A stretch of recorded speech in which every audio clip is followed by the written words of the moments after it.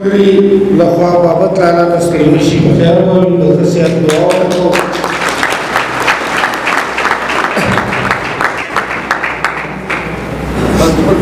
نو ورونو د خدای پاک چې دا څونه پراخه دنیا ده چې موږ وایو وګړي اعظم دي په دې کې یو مشکاوره داسې نشته چې هغه بې مالي کوي د هرې میاشتې خاورې ملکیت د یو قام په نامه باندې دی په ځینو ځایونو کې دا ځمکه د چا یو ځای د عربو په نامه ده یو ځای د امریکانو په نامه ده یو ځای د انګریزانو په نامه ده یو ځای به د ایرانیانو په نامه وي موږ هم یو کام د کام په حیثیت موږ پښتانه یو افغانان یو د هند خلک بیا موږ ته د پټان لفظ استعمالوي ورونو موږ ته خدای پاک یو وطن راکړی دی د کام په حیثیت چې دا وطن د پخوانی اریانا د اسلام د وختو د خراسان پښتونخوا او افغانستان په نامه باندې یاد شوی او یادېږي د دې وطن پولې له دغه نه نیولې د دریای امونه نیولې امو هغه سیند دی چې د اوسني تاجکستان ازبکستان ترکمنستان سره زموږ پوله جوړوي بیا د جهلم د سیند پورې او په شرق کې د کشمیر او د چین د بارډر نه نیولې په قبله بیا د سوی او د هرات پورې دا وطن دی چې خدای پاک دې کام تور کړی ورونو په دې خاوره باندې دلته ډېر لوی تهذیبونه او مدنیتونه جوړ شوي د ګندارا سیویلایزیشن دی د بودا سیویلایزیشن دی د زرتوش سیویلایزیشن دی مذهبونه دلته پیدا شوي دي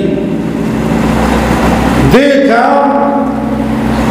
ډېر لوی سلطنتونه او امپراتورۍ جوړې کړي خپل وطن کې هم په بهر دنیا کې هم البته زموږ د وطن جغرافیایي چې کوم موقعیت دی دا داسې دی چې زموږ په یو خواته مرکزي اسیا او روس دي بلې خواته چین دی جنوب طرف ته زموږ هندوستان قبلې طرف ته زموږ فارس یا د پخوانۍ زمانې د بابل او نیما سلطنتونو او تهذیبونو زموږ څلور طرف ته ډېر زورور قومونه دا ډېرو زموږ وطن د ایشیا په برج باندې یا د ایشیا په زړه باندې یاد شوی جنریټر بندو گورنمنٹ خالو بجلی راځه او شور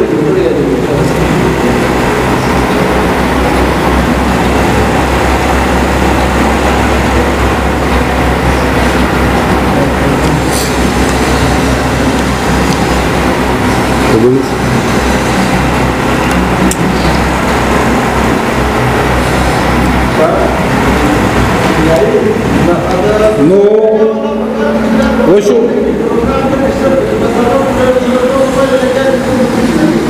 وشو کونه شو دا بسې دا راوي دا موبایل ونه پنځه دا فوټوګرافر راو ډیر لګي دا بجلی ونه کوم څنګه نو عزیزانو زموږ وطن چونکې په یو اساس ځای باندې وو کچا په هند باندې د شمال له خوا حمله کوله هم لارې په موږ وه که د هند د لارې به روس طرف ته چا پیشقدمي کوله هم په لاره کې مونږ پراته دارنګه د ریښمو لویه لار چې د چین لار وه او چین تاسو ته معلومه دی مشرق کې د دنیا ګڼې آبادۍ ورمنځ دی نو که د مشرقي بعید خلک دا به قبلې طرف ته تله هم په موږ لار وه د قبلې د خلکو نو د دې په نتیجه کې که یو خواته زموږ وطن د دې ډېر لوی جغرافیایي اهمیت و خو بلې خواته د دې موږ ته تاوان دا دی چې زموږ په وطن باندې ټول عمر جنګونه مسلط شو اولنۍ حمله په موږ باندې د عیسی علیه السلام د پیدایش نه 330 کال وړاندې دا 2300 د عیسی علیه السلام نه 330 کال وړاندې یعنې د نن نه 300 کال وړاندې اولنۍ حمله په موږ باندې د مهذب یورپ سکندر مقدوني وکړه بیا په تاریخونو کې راغلي دي چې سکندر په 10 کاله کې د نننۍ دنیا 15 ملکونه ونیول په دا 15 ملکونه د په 10 کاله کې نیولي دي خو 5 کاله یې په دې ټولو دنیا کې تېر کړي دي 4 کاله دلته زموږ په دې غرونو او درو او دشتو کې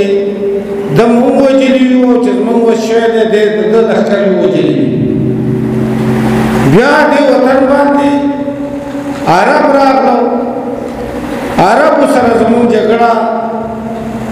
تقریبا داسې وګڼه چې پورا 1.5 سل کاله د عربو سره زموږ د خلکو جګړې شوي دي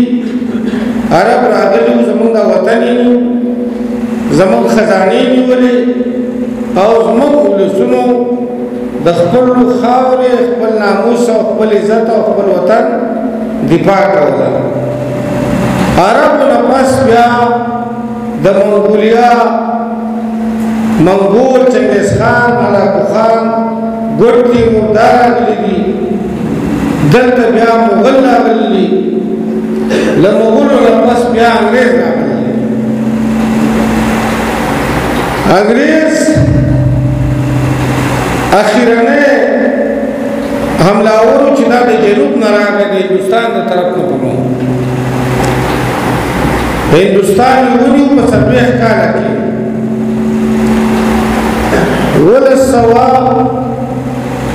1990 کې دی زموږ بارډر ته د افغانستان د هغه وخت بارډر چې د ستلج سیند د ډیلي په خوا کې د ستلج سیند دې ته راورسېد بیا د 1940 پورې دا تقریبا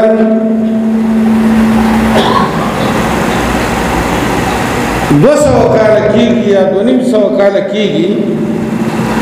چې دا 250 کاله بیا د دې خطې تاریخ چې دی دا زموږ او د انګریز جګړې دي څو 200 کاله ورونو انګریز باچایي کې بنور نه ډوبېده د دنیا جدیدترین پوځ یې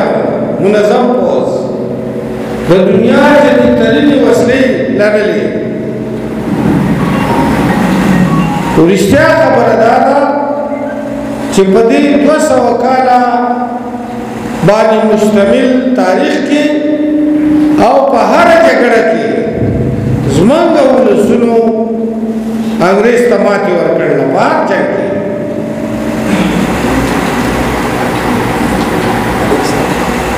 البته چې څونه زمونږ ولسونه مېړني دي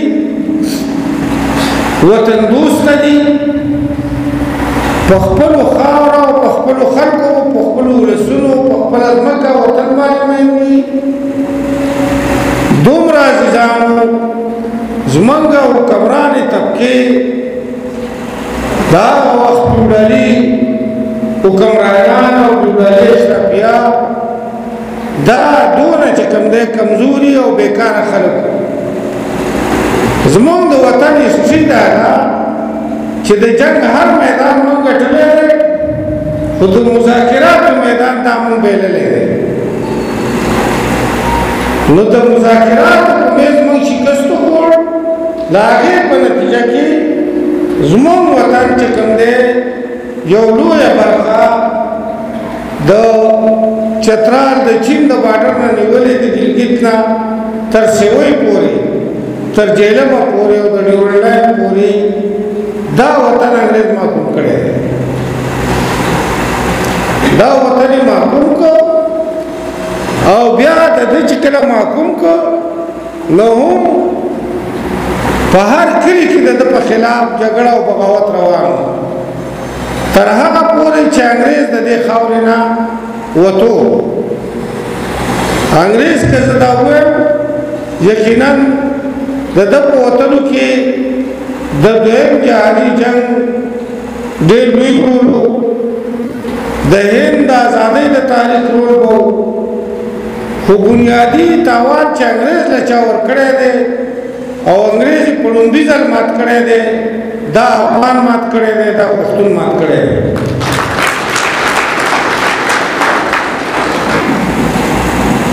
عزیزانو د انګریز په خلاف چې زموږ مسلح جنګونه روان وو په خاصه توګه د 1894 نه بیا د 1899 پورې چې کوم لوی قیام وشو چې دا زموږ د بونیر او د سوات د غرونو نه نیولې ستاسو د دلته د بلوڅو تر بریده پورې دا ټول پښتون د انګریز په خلاف را